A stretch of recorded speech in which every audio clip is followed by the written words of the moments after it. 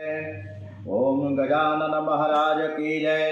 वक्रतुंड महाकाय सूर्यकोटि समप्रभ निर्विघ्नं कुरु मे देव सर्वकार्येषु सर्वदा।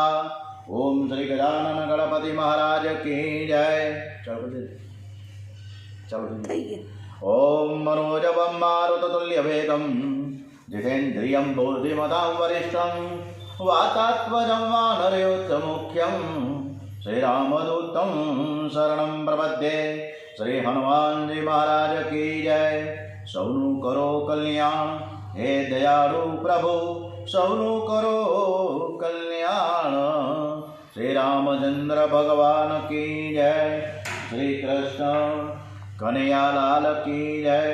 श्री बालकृष्ण लाल की जय। डोंगरे जी महाराज की जय। श्री सुखदेव जी महाराज की जय। ओम श्री गायत्री मात की जय। ओम श्री सोमनाथ महादेव की जय। ओम श्री भारत माता की जय। ओम श्री व्यास नारायण भगवान चरणों में वंदन साथे आज ने 13મી નવેમ્બર ગુરુવાર અને નોમ છે કાર્તક વદ નોમ। આજની કથા આપણે શ્રી કૃષ્ણ પરમાત્માને સમર્પિત કરતા આ કથામાં ભાગવતની રચના કેમ ને કેવી રીતે થઈ એ કથા તરફ આપણે પ્રયાણ કરીએ। ભગવાન શ્રી કૃષ્ણનો વ્યાસ નારાયણનો અવતાર એક જ્ઞાન અવતાર છે। શ્રી વ્યાસ મહર્ષિએ વેદોના વિભાગ કર્યા, अनेक पुराणों की रचना करी, छतां पण व्यासजीने शांति मळी नहीं। आ माटे तेणे नारदजीने पूछ्युं अने त्यारे नारदजीनी आज्ञाथी तेमणे भागवतनी रचना करी छे। व्यासाश्रममां भागवतना आरंभमां पूजन वखते व्यासजीए गणपति महाराजनुं पूजन कर्युं छे अने आह्वान कर्युं, हरि ओम गणानां गणपति गुणवामहे प्रियानंदा प्रियपति गुणवामहे निरीनंदा निरिपति गुणवामहे वसो मम आहम जानी गर्भदमा तमजासी गर्भदमा। ओम श्री गणपति महाराज की जय।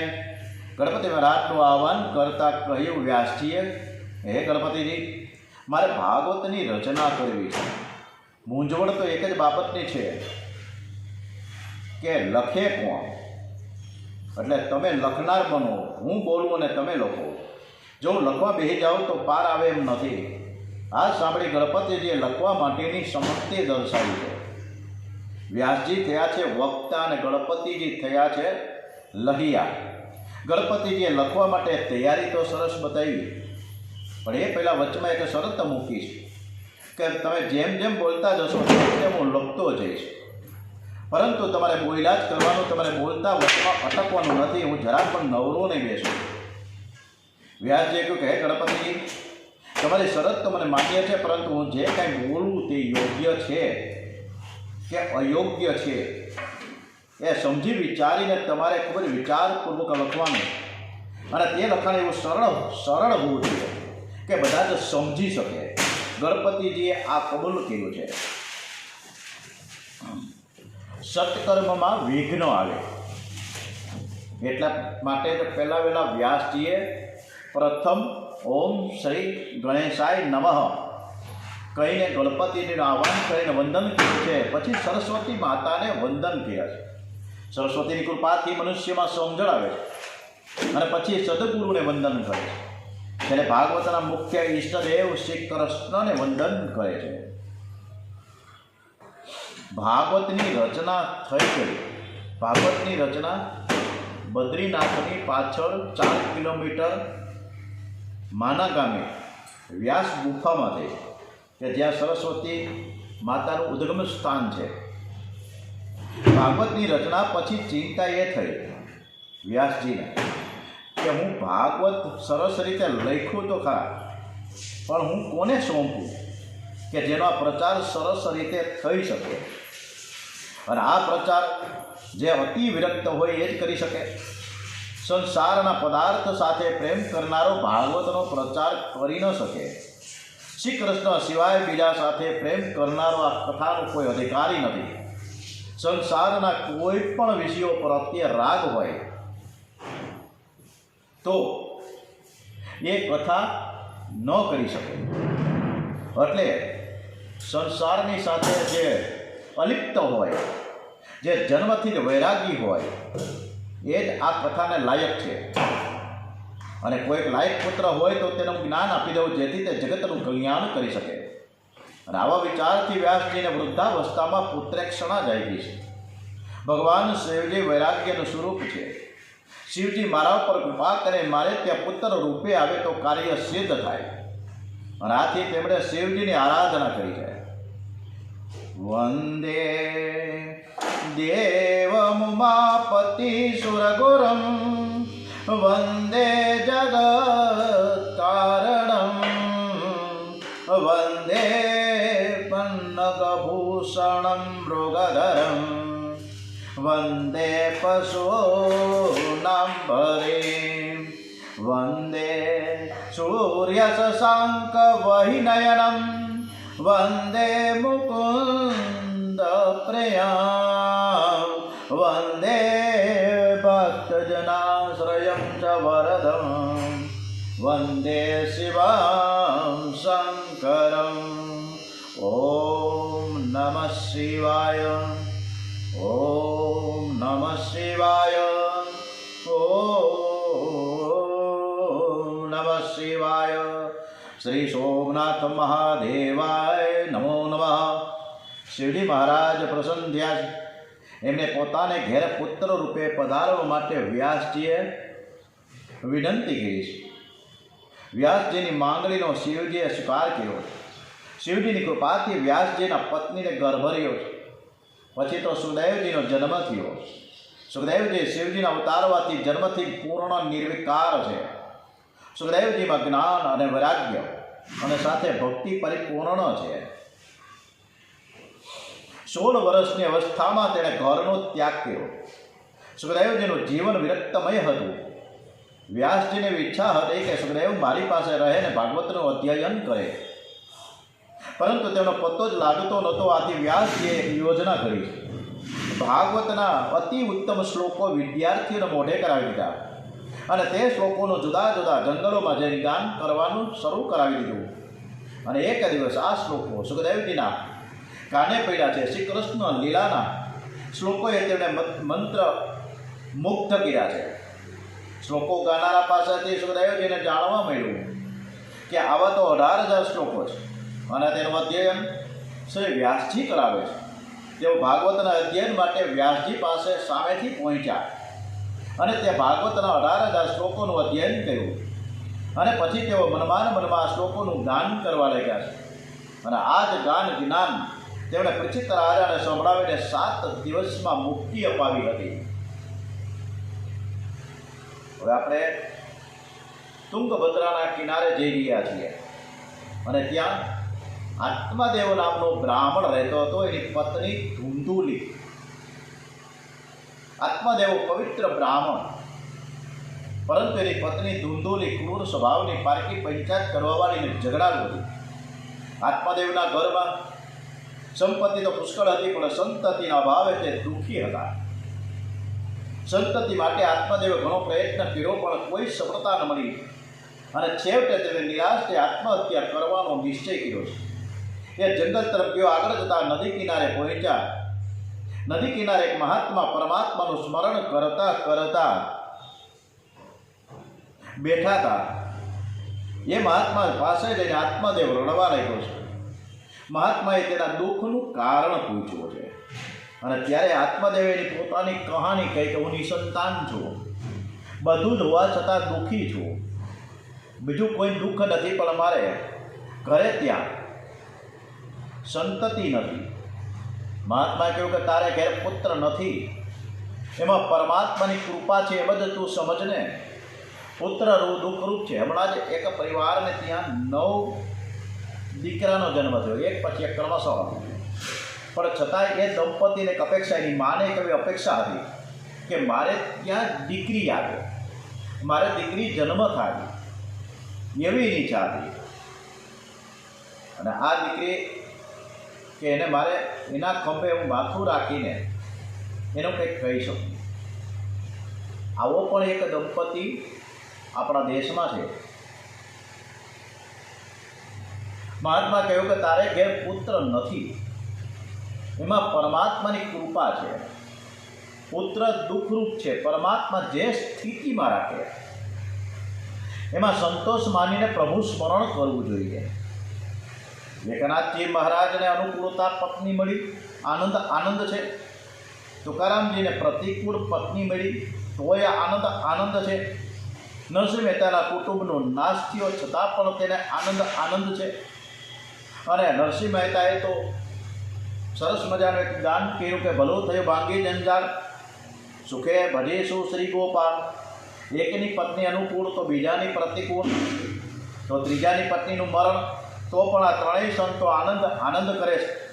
વૈષ્ણવ પ્રત્યેક પરિસ્થિતિમાં પરમાત્માની કૃપાનો અનુભવ કરે છે અને મનને શાંત રાખે છે.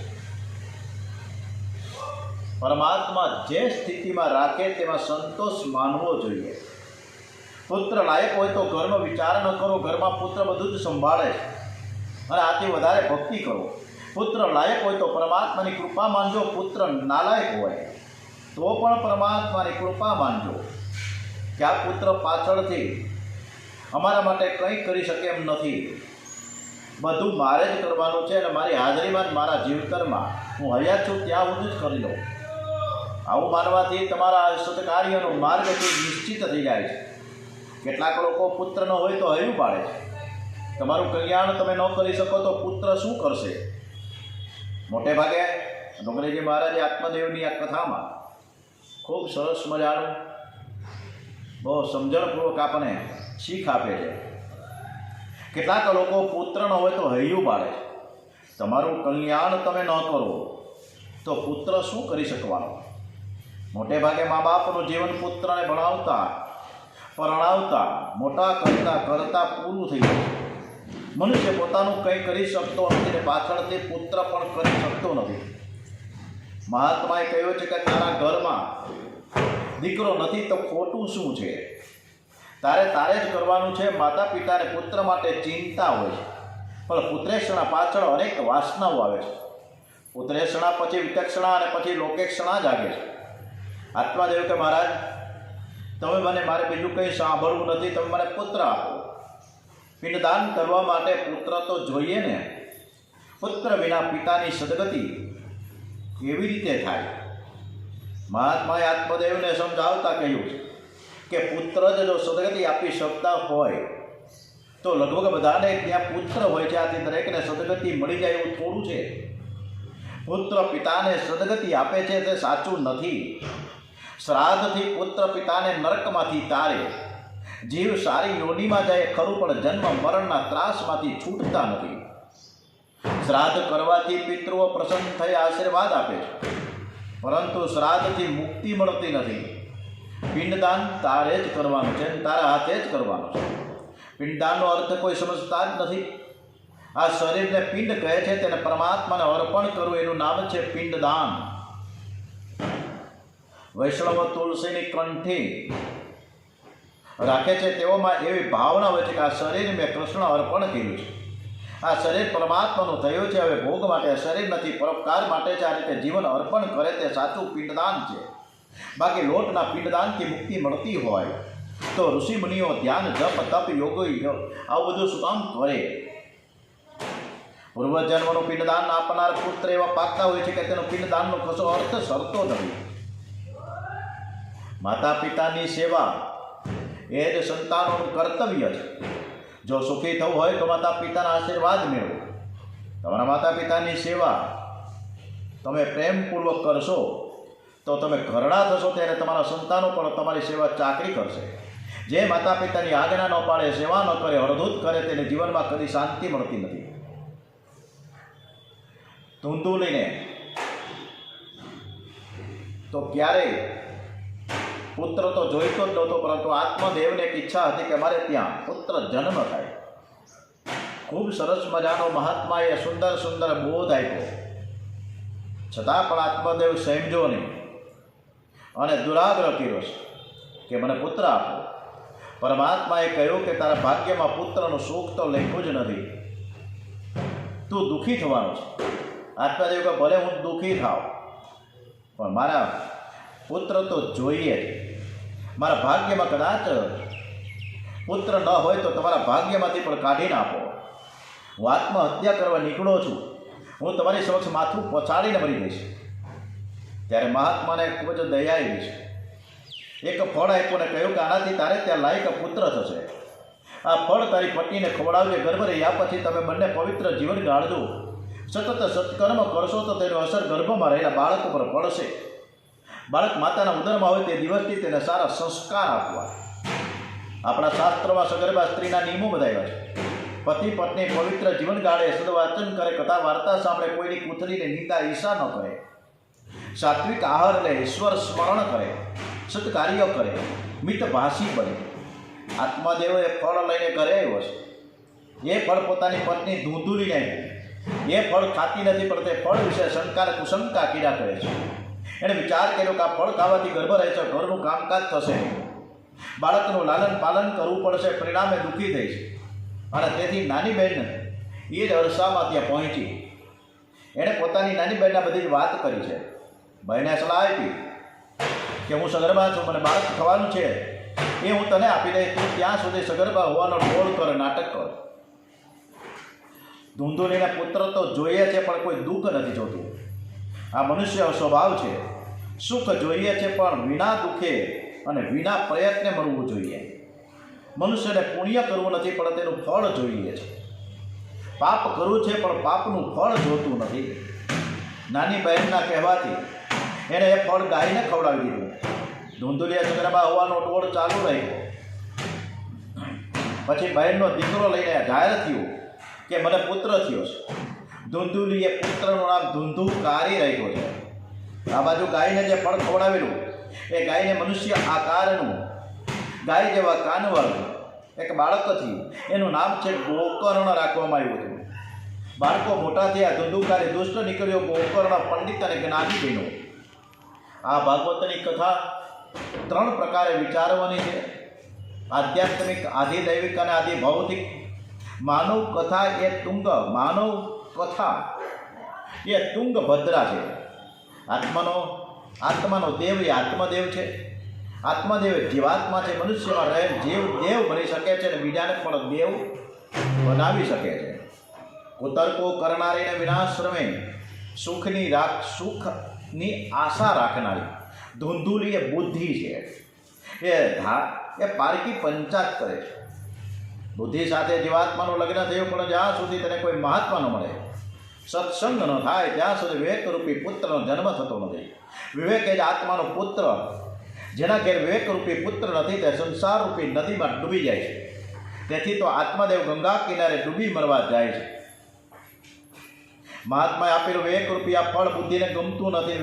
બુદ્ધિરૂપી ધૂંધુલી નાની બહેન મન છે. બુદ્ધિ મનની સલાહ લે તો દુઃખી થાય.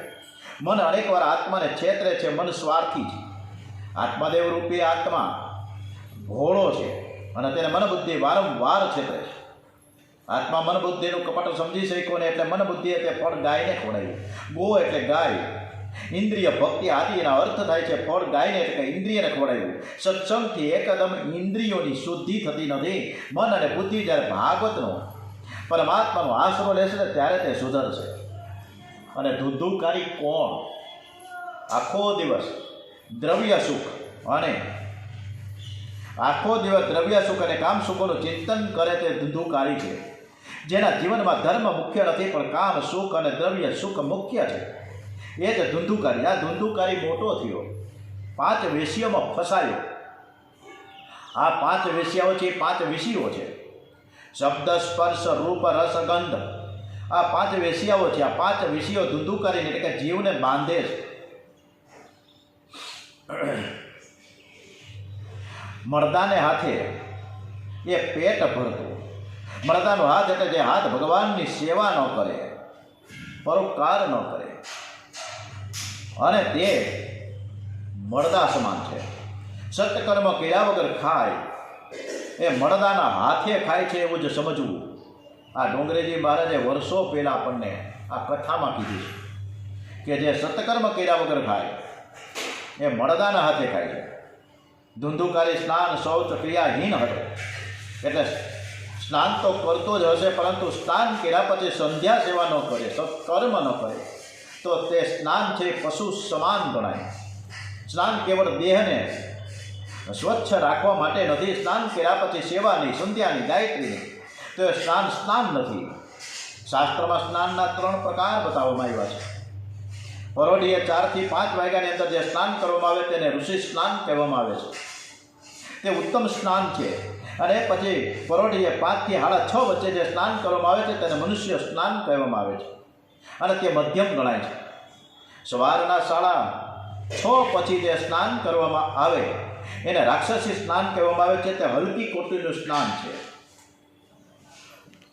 નિત્ય સત્કર્મ વિનાનું ભોજન, અને એ ભોજન નથી. અને એવું ભોજન કરનારો અન્ન ખાતો નથી, પરંતુ પાપ ખાય છે. ધુંધુકારીએ ઘરની બધી જ સઘળી સંપત્તિ વાપરી નાખી. પૈસા માટે હવે તે માતા પિતાને મારવા લાગ્યો છે.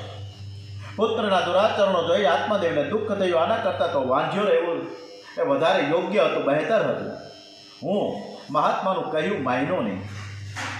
પિતાનું દુઃખ જઈને ગોકર્ણ આત્મદેવ પાસે આવ્યા છે. ગોકર્ણ પિતાને વૈરાગ્યનો ઉપદેશ આપે છે કે આ સંસાર છે, અસાર છે, અત્યંત દુઃખરૂપ છે અને મોહમાં નાખવા વાળો છે. પુત્ર કોનો અને ઘર કોનું? સંસારને વંધ્ય સૂક્તની ઉપમા આપવામાં આવી છે. સંસાર માયાનો પુત્ર છે, માયા છે, મિથ્યા છે. તમે હવે ઘર છોડીને વનમાં જાઓ, ઘરનો મોહ છોડી દો. સમજી લો તો સારું છે, નહીતર કાળ ધક્કો મારીને તમને છોડાવશે. મમતાને તમે દૂર કરો. સંસારનો મોહ દૂર ન થાય ત્યાં સુધી ભક્તિ થતી નથી. મનને લૌકિક વિષયોમાંથી હટાવીને પ્રભુ પ્રેમમાં જોડો. દેહ પણ આપણો નથી. તમે ગંગા કિનારે જઈને પરમાત્માની સેવા કરો. મનને વિક્ષેપ થાય ત્યારે કૃષ્ણ લીલામાં લઈ જાઓ. ભાવના કરશો તો હૃદય પીગળશે. પરદોષ દર્શન સેવામાં સત્કર્મ વિઘ્ન રૂપ છે, માટે તેનો ત્યાગ કરો. પરમાત્માનો આશ્રય લઈ પરમાત્મામય બની જાઓ. પરમાત્મામય જીવન ગાળવા માટે ધ્યાન, જપ, પાઠ અતિ આવશ્યક છે. ઉત્તમ પાઠના 6 અંગ છે: મધુરતા, અક્ષરનો સ્પષ્ટ ઉચ્ચાર, પદછેદનું જ્ઞાન, ધીરજ, લયનું સામર્થ્ય, મધુર કંઠ છે. પાઠ શાંતિથી કરવો, ઉતાવળે અને સમજ્યા વગર પાઠ ન કરવો. આત્મદેવ ગંગા કિનારે આવ્યા છે. આખો દિવસ ભક્તિ કરે છે. 10મ સ્કંદના પાઠ પ્રેમથી કરે છે. 11 કલાક એક આસને બેસી શાંતિથી 10મ સ્કંદનો પાઠ થાય. બહુ ઉતાવળ કરે તો 2-3 કલાક વહેલો પૂરો થાય, પણ તેમ કરવાથી પાઠમાં આનંદ ન આવે. અર્થ સમજી ભાવપૂર્વક પરમાત્માના દર્શન કરતાં કરતાં શરીરના કોઈ અંગને હલાવ્યા વિના પાઠ કરો. જેના બધા જ અંગો સ્થિર રહે છે તે દેવોને ગમે છે. આત્મદેવ સવારના પાઠનો આરંભ કરે તે સંધ્યાકાળે પૂરો થાય. જે જગતને ભૂલી ગયા છે, પરમાત્મામાં તન્મય બની ગયા છે, કંદમૂળ અને ફળ ખાઈ રહ્યા છે. ઘણા વર્ષો તેને ભક્તિ કરી ધીરે ધીરે મન શુદ્ધ થઈ ગયું, અને એક દિવસ 10મ સ્કંદ પૂરો થયો. પરમાત્મા પ્રકટ થયા. આત્મદેવ અને દ્વારિકાનાથના દર્શન થયા છે. બોલીએ શ્રી દ્વારિકાનાથ કી જય. પરમાત્માએ આત્મદેવને ઉઠાડીને પોતાની છાતીની સાથે ચાપ્યા છે. આત્માને પરમાત્માનું મિલન થયું. પરમાત્માનો આશ્રય કરે એ પરમાત્મામય બને છે. આત્મદેવ કૃતાર્થ થયો છે. પિતાના મરણ પછી ધુંધુકારી માતાને પણ મારવા લાગ્યો છે. કહે છે કે બોલ, ધન ક્યાં છે? ક્યાં તે સતાડી રાખ્યું? નહીં તો લાત મારીને મારી નાખીશ.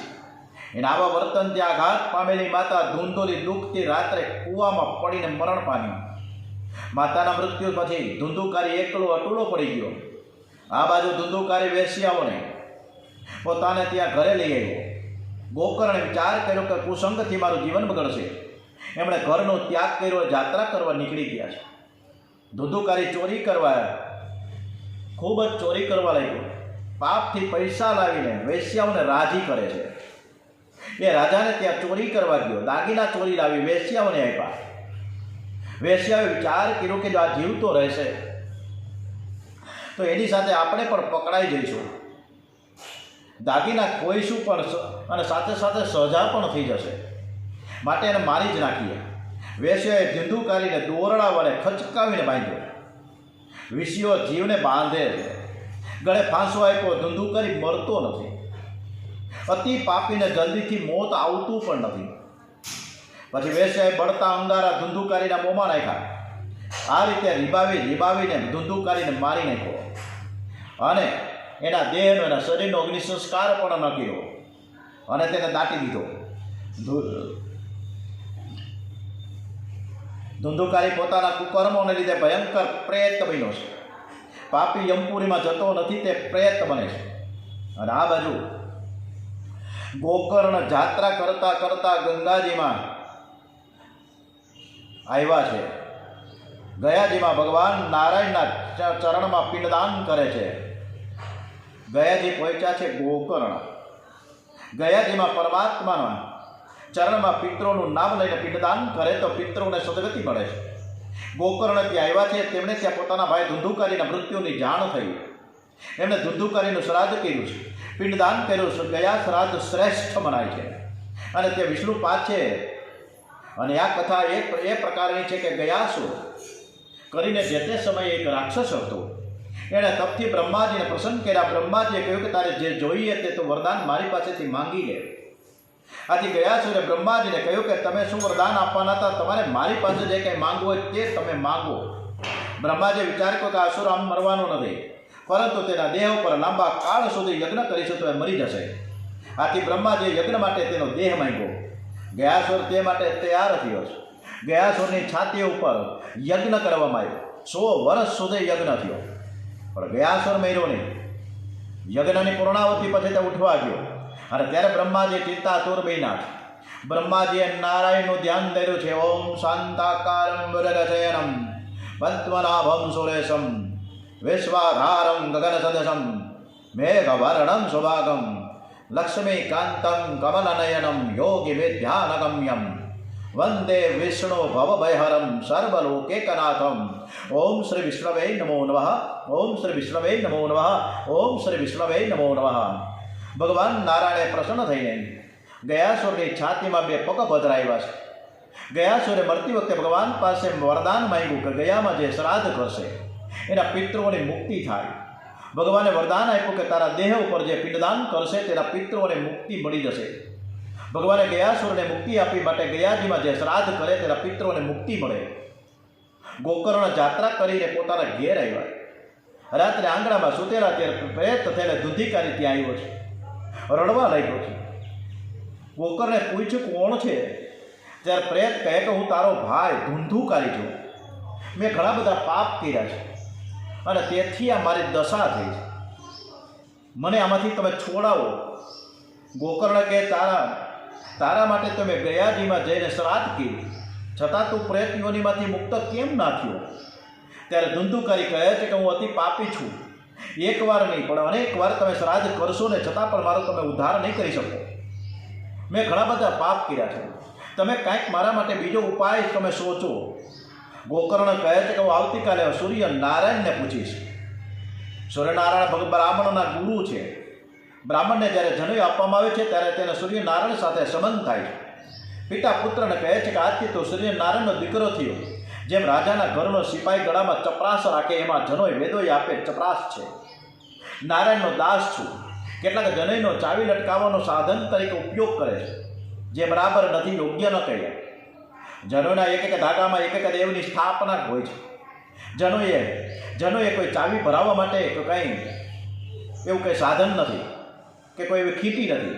ત્યાં કોઈ દેવ રહી શકે જ નહીં. ત્યારે બીજા દિવસે ગોકર્ણ સૂર્યનારાયણને પૂછે છે, હે સૂર્યનારાયણ દેવ, મારા ભાઈનો ઉદ્ધાર થાય એવો તમે કંઈક ઉપાય બતાવો. સૂર્યનારાયણ કહે છે કે ભાગવતની વિધિપૂર્વક તમે કથા કરો. જે જીવની મુક્તિ શ્રાદ્ધથી ન થાય એ પરમાત્માની મુક્તિ અપાવનારી આ કથા છે, ભાગવત કથા તમે કરો. ધુંધુકારીને પાપમાંથી છોડાવવા ગોકર્ણે શ્રીમદ ભાગવત સપ્તાહનું જ્ઞાની યજ્ઞ યોજ્યું છે. મર્યા પછી પાછળ કથા થાય તે ઠીક છે, મળતા પહેલાં કથા સાંભળો. પાપ છોડો, જીવતા સતત ભક્તિ કરવાની એક ટેવ પાડો. તમારું શ્રાદ્ધ તમારા હાથે જ કરો. ગોકર્ણની કથા પારાયણમાં ઘણી બધી ભીડ થઈ. જેના ઉદ્ધાર માટે કથા થવાની છે, ધંધુકારી પણ ત્યાં પહોંચ્યો છે. એને બેસવાની કંઈ જગ્યા ન મળી, એટલે તે 7 ગાંઠવાળા વાંસમાં પ્રવેશ કર્યો અને ત્યાં બેસીને કથા સાંભળે છે. પ્રત્યેક દિવસે વાંસની એક ગાંઠ તૂટતી જાય છે. 7 દિવસે 7 ગાંઠ તૂટી 7મા દિવસે પરીક્ષિત મોક્ષની કથા થઈ. વાંસમાંથી દિવ્ય પુરુષ બહાર આવ્યો. ગોકર્ણને પ્રણામ કરીને કહે છે કે ભાઈ, તે પ્રત યોનિમાંથી મારી મુક્તિ કરી છે, ધુંધુકારીને સદગતિ મળી છે. અને તે ભાગવતને વારંવાર વંદન કરે છે. ધન્ય છે ભાગવતની કથાને, ધન્ય છે સુખદેવજી મહારાજને, ધન્ય છે ડોંગરીજી મહારાજને કે જે મારા અતિ પાપીનો પણ છુટકારો થયો. આ રીતે શ્રીમદ ભાગવત ખૂબ જ અદ્ભુત આ ગ્રંથ છે. ગોકર્ણના સભાખંડ મંડપમાં પરમાત્મા પ્રકટ થાય છે. તેઓ કહે છે કે હું તમારા કથા કીર્તનથી બહુ જ પ્રસન્ન થયો છું, તમે કોઈ વરદાન માંગો. અરે ત્યારે ગોકર્ણ કહે છે કે જે શ્રી કૃષ્ણની કથા કરે, ગોકર્ણે કેવું ભગવાન પાસે માંગ્યું છે કે જે શ્રી કૃષ્ણની કથા કરે, કીર્તન કરે, એવા વૈષ્ણવના હૃદયમાં તમે બિરાજમાન થાઓ. ભાગવત એવો ગ્રંથ છે કે જે મેળા પહેલા મુક્તિ અપાવે છે. ઓમ શ્રી નમો ભગવતે વાસુદેવાય. શ્રીમદ ભાગવત સમાપ્તમ. ઓમ શ્રીમન્નારાયણ નારાયણ નારાયણ બદ્રી નારાયણ નારાયણ નારાયણ લક્ષ્મી નારાયણ નારાયણ નારાયણ સ્વામી નારાયણ નારાયણ નારાયણ. બોલીએ શ્રી વૃંદાવન બિહારી મહારાજ કી જય.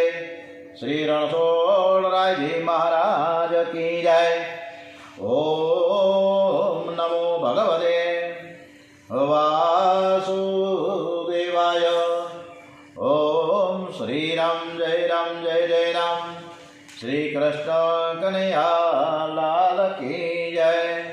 આવતીકાલે આપણે સરસ મજાના પ્રથમ સ્કંદમાં પ્રવેશ કરીએ છીએ. ત્યારે આપણે શ્રી કૃષ્ણ કનૈયાની જયકાર સાથે આપણે કથા સમાપન કરીએ. શ્રી દ્વારિકાધીશ કી જય. ઓમ શ્રી ડોંગરેજી મહારાજ કી જય. ઓમ શ્રી સુખદેવજી મહારાજ કી જય. ભારત માતા કી જય. ઓમ નમો ભગવતે વાસુદેવાય. ઓમ નમઃ પાર્વતી પતે. હર હર હર હર હર મહાદેવ.